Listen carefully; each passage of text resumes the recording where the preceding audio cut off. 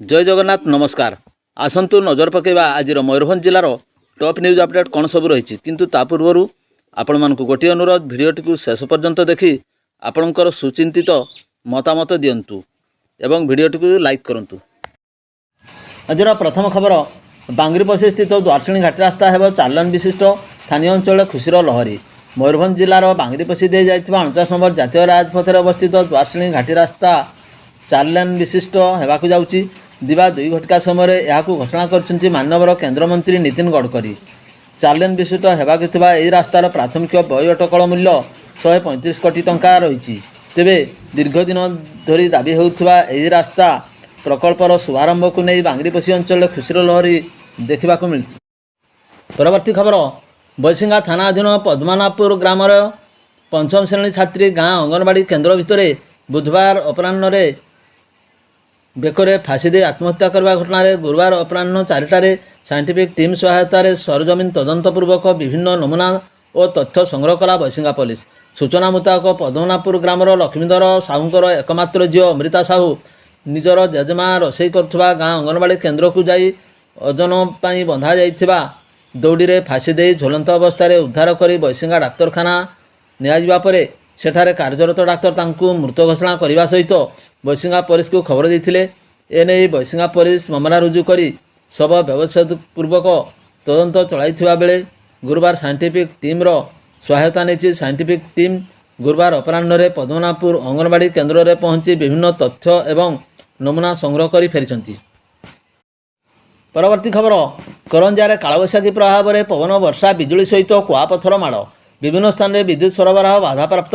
करंजा सहर समेत ब्लॉकर विभिन्न स्थान में अपराह्न प्राय 4 घटिका समय प्रबल बेगर पवन बहिबारु बिजुली वर्षा एवं कुआपथर माड़ होता देखा मिलूँ। पवन बेग अधिक थिबारु किछि स्थान में गछ एवं डाल पड़ू विद्युत सरबराह बंद रही। सहरर मुख्य ड्रेन गुड़िक आवर्जना पानी रास्तार प्रभावित होता देखा मिलूँ। विद्युत सरबराह व्याहत होता स्थान मानक मरामती कार्य सरिया पर विद्युत सेवा को स्वाभाविक करा। परवर्ती खबर बारिपदा स्थित स्टाडियम ठारू वरिष्ठ नागरिक तीर्थयात्रा जिलूर द्वितीय पर्यायर यात्रा कले 196 जन वरिष्ठ नागरिक। राज्य सरकार वरिष्ठ नागरिक तीर्थयात्रा योजन वरिष्ठ नागरिक विशेषकर जो मैंने आर्थिक दृष्टि दुर्बल तथा अन्य आनुषंगिक समस्या हेतु तीर्थयात्रा अब्याहत रही से विभिन्न तीर्थ गमन कर तीर्थयात्रा करने सुजोग पाउछंती एवं राज्य सरकार उक्त योजनार वरिष्ठ नागरिकों बेस सहायक होगा सहित सेमानंकर बेस आनंद उत्साह आनी देउछि। चलित वर्ष मयूरभंज जिलूर प्रशासन तरफ द्वितीय पर्यायर 196 जन वरिष्ठ नागरिक तीर्थयात्रा मनोनीत हो गुरुवार अपराह्न समय बारिपदा स्थित स्टाडियम ठारू अयोध्या वाराणसी अभिमुखे तीर्थयात्रा आरंभ करछंती। यही कार्यक्रम में उपजिलापाल नेत्रानंद मल्लिक अतिरिक्त आरक्षी अधीक्षक दीपक कुमार गच्छायत प्रमुख उपस्थित रही वरिष्ठ नागरिक मानकु पुष्पगुच्छ एवं फूलमाଳ प्रदान करने सहित शुभेच्छा जणाइथिले।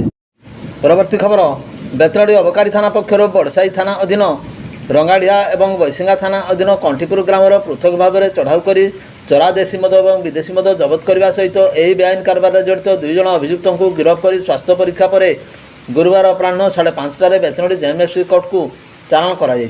गिरफ अभियुक्त मैंने होउछंती बड़साई थाना अधीन सुहागपुरा उपकंठ रंगाढ़िया ग्रामर संपर्क घरे रही आसुथिबा खुंटा थाना अधीन टिकरपड़ा ग्रामर गुरुभा मारांडी निकटरू 13 लिटर चरा देशी मद जबत करा। सेही भली बेतनडी थाना अधीन कलमा उपकंठ कंटीपुर ग्राम चढ़ाऊ कर स्वर्गत पार्थिव बेहरांकर पुओ मनोरंजन बेहरा निकटरू 8 लिटर चरा देशी मद समेत 8 बोतल बियर जबत करा जाई।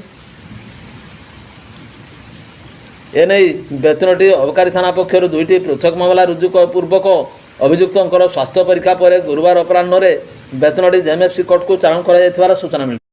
परवर्ती खबर मरड़ा थाना कही पंचायत अधीन मोहनपुर ठारे घटी जाइथिबा एक मर्मन्तुत सड़क दुर्घटना जनकर मृत्यु घटना गुरुवार अपराह्न 3टारे बड़बिल्ला ग्राम में पहुंची मृतकों परिवार को साक्षात कर आलोचना साहू आर्थिक सहायता जगाइले मान्यवर नगर उन्नयन एवं साधारण अभियोग विभाग मंत्री डॉक्टर कृष्णचंद्र महापात्र। सूचना मुताबक बड़बिल्ला ग्रामर स्वर्गत ବଂଶୀଧର ତୁଙ୍ଗଙ୍କର ପୁଅ ଗୋବର୍ଦ୍ଧନ ତୁଙ୍ଗଙ୍କର ମୋହନପୁରଠାରେ ସଡ଼କ ଦୁର୍ଘଟଣାରେ ମୃତ୍ୟୁବରଣ ଘଟିଥିଲା। ସେତେବେଳେ ଏହି ଦୁର୍ଘଟଣାକୁ ତୀବ୍ର ଉତ୍ତେଜନା ଦେଖାଯାଇଥିଲା। କ୍ଷତିପୂରଣ ଦାବିରେ ମୋହନପୁର 12 ମାଇଲ ରାସ୍ତାକୁ 7 ଘଣ୍ଟା ଧରି ଅବରୋଧ କରାଯାଇଥିଲା। ମୋରଡ଼ା ପୁଲିସ ଓ ମନ୍ତ୍ରୀ ଡକ୍ଟର କୃଷ୍ଣଚନ୍ଦ୍ର ମହାପାତ୍ର ଘଟଣାସ୍ଥଳରେ ପହଞ୍ଚି ଉତ୍ତେଜିତ ଲୋକମାନଙ୍କୁ ବୁଝାସୁଝା କରି ରାସ୍ତା ଅବରୋଧ ହଟିଥିଲା। ଗୁରୁବାର ଅପରାହ୍ନରେ ମନ୍ତ୍ରୀ ଶ୍ରୀ ଡକ୍ଟର କୃଷ୍ଣଚନ୍ଦ୍ର ମହାପାତ୍ର ଦୁର୍ଘଟଣାରେ ମୃତ୍ୟୁବରଣ କରିଥିବା ଗୋବର୍ଦ୍ଧନଙ୍କର ପୈତୃକ ଗାଁ ବଡ଼ବିଲ୍ଲାକୁ ଯାଇ ମୃତକଙ୍କ ପରିବାରକୁ ଆର୍ଥିକ ସ୍ଥିତି ଶୋଚନୀୟ ହୋଇପଡ଼ିଥିବା ଦେଖି ଆର୍ଥିକ ସହାୟତା ଅର୍ପଣ କରିଛନ୍ତି। ଅଧପନ୍ଥିରା ହୋଇପଡ଼ିଥିବା ଆବାସ ଘର ଯୋଜନାରେ ଗୃହ ନିର୍ମାଣ କାର୍ଯ୍ୟ ଚାଲୁ ରଖିବାକୁ ପରାମର୍ଶ ଦେବା ସହିତ ବୃଦ୍ଧ ପିତାମାତା ଓ ପିଲାମାନଙ୍କର ପାଠପଢ଼ା ପାଇଁ ସମସ୍ତ ଖର୍ଚ୍ଚ ଆବଶ୍ୟକ ସ୍ଥଳେ ବହନ କରିବା ନେଇ ପ୍ରତିଶ୍ରୁତି ମଧ୍ୟ ଦେଇଥିବା ଜଣାପଡ଼ିଛି। ମନ୍ତ୍ରୀଙ୍କ ସହ ବିଜେପିର କାନ୍ଦ୍ରା ସୋରେନ, ସୁକୁଲ ମୁର୍ମୁ, ବୈଦ୍ୟନାଥ ମହାନ୍ତ, ଉଣାକର ସି, କ୍ଷିତୀଶ ଚନ୍ଦ୍ର ଧୁଙ୍ଗିଆ, ହରେକୃଷ୍ଣ ପାତ୍ର ପ୍ରମୁଖ ଉପସ୍ଥିତ ରହି କ୍ଷତିଗ୍ରସ୍ତ ପରିବାରବର୍ଗଙ୍କୁ ସମବେଦନା ଜଣାଇଛନ୍ତି। ପରବର୍ତ୍ତୀ ଖବର, ରରୁଆର ବିଭିନ୍ନ ପଞ୍ଚାୟତରେ ବିଜେପିର କାର୍ଯ୍ୟକର୍ତ୍ତାଙ୍କର ଗାଁକୁ ଚାଲ ଅଭିଯାନ। ପ୍ରଧାନମନ୍ତ୍ରୀ ନରେନ୍ଦ୍ର ମୋଦିଙ୍କ ଆହ୍ୱାନ କ୍ରମେ ଯଶପୁର ନିର୍ବାଚନ ମଣ୍ଡଳୀର ରରୁଆର ବିଭିନ୍ନ ପଞ୍ଚାୟତରେ ବିଜେପିର କାର୍ଯ୍ୟକର୍ତ୍ତାଙ୍କର ଗାଁକୁ ଚାଲ ଅଭିଯାନ କାର୍ଯ୍ୟକ୍ରମ ଦିବା 3 ଘଟିକା ସମୟଠାରୁ ଅନୁଷ୍ଠିତ ହୋଇଯାଇଛି। ଏହି କାର୍ଯ୍ୟକ୍ରମରେ ଦଳର ବରିଷ୍ଠ ମହିଳା କର୍ମକର୍ତ୍ତା ଉପସ୍ଥିତ ରହି ଲୋକଙ୍କ ସମସ୍ୟା ଶୁଣିଥିବା ଦେଖିବାକୁ ମିଳିଥିଲା। ପରବର୍ତ୍ତୀ ଖବର, ଅଜଣା ଗାଡ଼ି ଧକ୍କାରେ ବାଙ୍ଗିରିପୋଷି ନିକଟରେ ଯୁବକଙ୍କର ମୃତ୍ୟୁ। ବାଙ୍ଗିରିପୋଷି ନିକଟରେ ଏକ ଅଜଣା ଗାଡ଼ି ଧକ୍କାରେ ବିଶୋଇ ବ୍ଲକର ପିଓ ସତ୍ୟରଞ୍ଜନ କରଙ୍କର ମୃତ୍ୟୁ ହୋଇଛି। ଘଟଣାସ୍ଥଳରେ ସ୍ଥାନୀୟ ଯୁବକମାନେ ବାଙ୍ଗିରିପୋଷିସ୍ଥ ଗୋଷ୍ଠୀ ସ୍ୱାସ୍ଥ୍ୟକେନ୍ଦ୍ରକୁ ନେଇଯାଇଥିବା ବେଳେ ରାତି 10 ଘଟିକା ସମୟରେ ଡାକ୍ତର ଶ୍ରୀ କରଙ୍କୁ ମୃତ ଘୋଷଣା କରିଛନ୍ତି। ଶ୍ରୀ କରଙ୍କର ଘର ବାଙ୍ଗିରିପୋଷି ଥାନା ଅଧୀନ ବଣକାଟି ପଞ୍ଚାୟତ ହୋଇଥିବା ବେଳେ ସେ ବାଙ୍ଗିରିପୋଷି ହାଟ ନିକଟରେ ଘର ଭଡ଼ା ନେଇ ରହୁଥିବାର ସୂଚନା ମିଳୁଛି। ପରବର୍ତ୍ତୀ ଖବର, ଉଦଳାଠାରେ ଆଦର୍ଶ ପାନୀୟ ଜଳ ସେବା କେନ୍ଦ୍ରର ଉଦ୍ଘାଟନ କଲେ ବାରିପଦା ଏବଂ ଉଦଳା ବିଧାୟକ।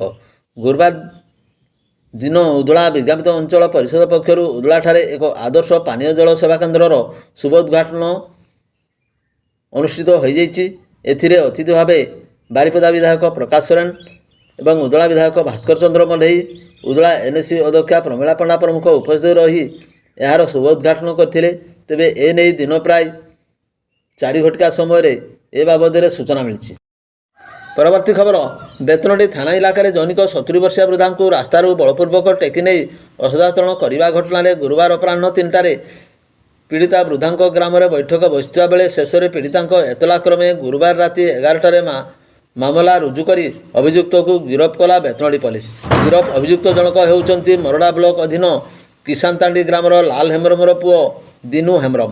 ଏତଲାକାଳୀନ 70 ବର୍ଷିଆ ବୃଦ୍ଧାଙ୍କ ଅଭିଯୋଗ ମୁତାବକ ସେ ରାସ୍ତାରେ ଚାଲି ଚାଲି ଯାଉଥିବା ବେଳେ ଦିନୁ ପଛପଟୁ ବୃଦ୍ଧାଙ୍କୁ ଜାବୁଡ଼ି ଧରି ଲଟାବୁଦା ଭିତରକୁ ଟେକି ନେଇ ଯାଇଥିଲା। ଗାମୁଛା ଦ୍ୱାରା ବୃଦ୍ଧାଙ୍କ ପାଟିକୁ ବନ୍ଦ କରିବାକୁ ଚେଷ୍ଟା କରିଥିବା ବେଳେ ରାସ୍ତାରେ ଯାଉଥିବା 3 ଜଣ ବ୍ୟକ୍ତି ବୃଦ୍ଧାଙ୍କ ଚିତ୍କାର ଶୁଣି ଘଟଣାସ୍ଥଳକୁ ଯାଇଥିଲେ।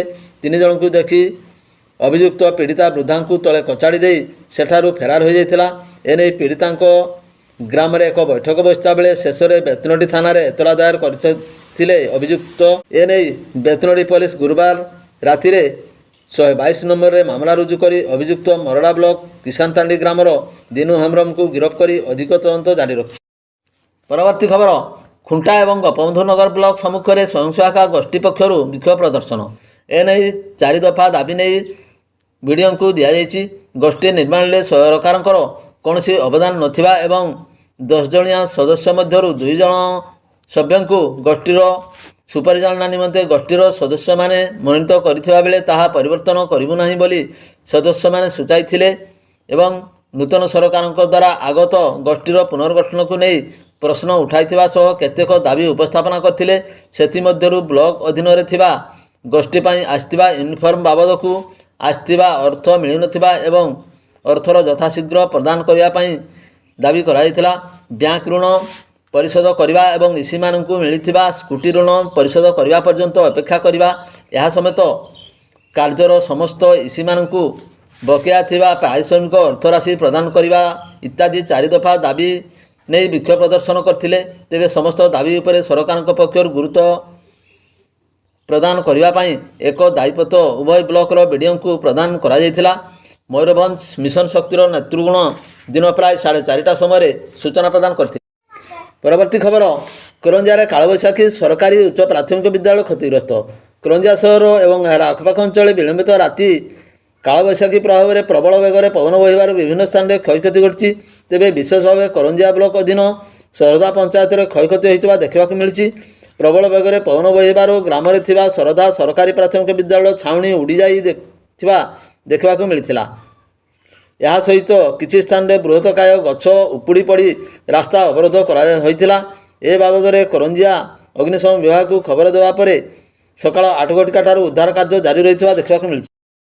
ଭିଡ଼ିଓଟିକୁ ଶେଷ ପର୍ଯ୍ୟନ୍ତ ଦେଖିଥିବାରୁ ଆପଣଙ୍କୁ ଅଶେଷ ଧନ୍ୟବାଦ।